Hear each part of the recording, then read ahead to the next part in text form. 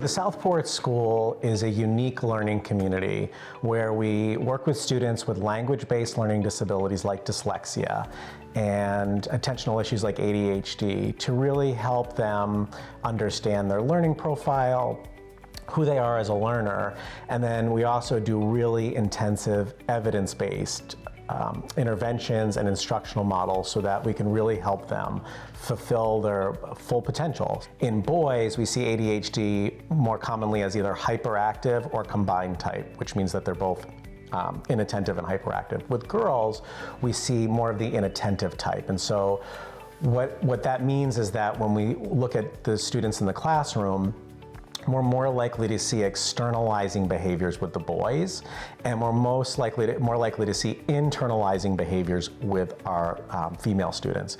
And so from an instructional practice, what that really means is that we have to be mindful of how do we help boys do things like regulate their externalizing behaviors?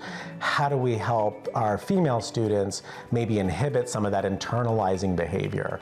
And so while academically they need the same types of instructional strategies and the interventions benefit them in a similar way, it's more about the teacher being mindful of the presenting behaviors or what's happening underneath the surface. With Davis, our son, he was much more extroverted. And then whenever it came down to him trying to sit down and to read within the class, because they had class reading time, he would do anything in his power to avoid the situation at all costs. So he became somebody different than him, you know, his introverted, kind-hearted, kind of laid-back self. And then Sydney, it was just like almost meltdowns. You know, yes, in the car going, but even at school and just the weight of the world of not being able to figure this out. So you just know that something's going on. Listen, when we were growing up, you were either a good kid who followed the rules or you were a bad kid. The one thing I think we've learned, since both of them have, you know, the issues with learning, is they both learn differently today. So it's not a one size fits all. At my old school, it was harder for me to read and to write words, and I always got like distracted because people were always talking, being silly, and I couldn't think. A teacher would always come and like pull me out, and I would go in like a different room, and I would like do just a bunch of reading lessons and stuff and like breaking down words. And so then is when I like realized that I was different from everyone else. It was like really hard for me because I would fall behind in the books we would read in class, and then my friends would always talk about it and spoil the book. And then I would never really know what happens next.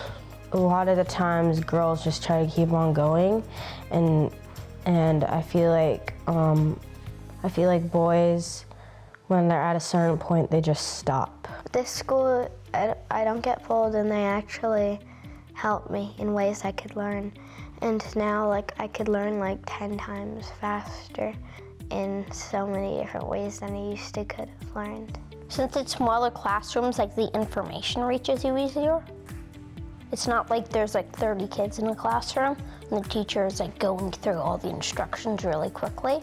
You get put in an environment where kids also experience this, and you get put in smaller classrooms. There's teachers who'd actually care and actually trained for this. Typically, I see in the classroom, you know, boys, in my experience, boys tend to outwardly express their frustrations or how they're trying to get out of doing the work, where the girls tend to try to please or make little cute conversations.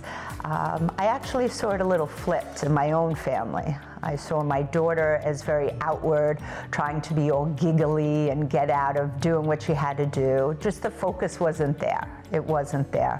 Where my son thought when he was in kindergarten, first grade, if he just kept it together, if he managed to be that great kid, that, you know, his struggles would go away.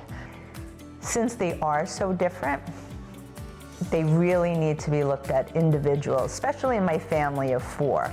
We always try to support the struggles, but we always try to tweak out the talents. Although we see common challenges across all types of learners who have ADHD or dyslexia or other learning and attention issues, the types of supports they need may be very different. And so it's really important for parents and caregivers to understand that what we think about these things with dyslexia and ADHD may actually be quite different in terms of how it manifests itself in our kids.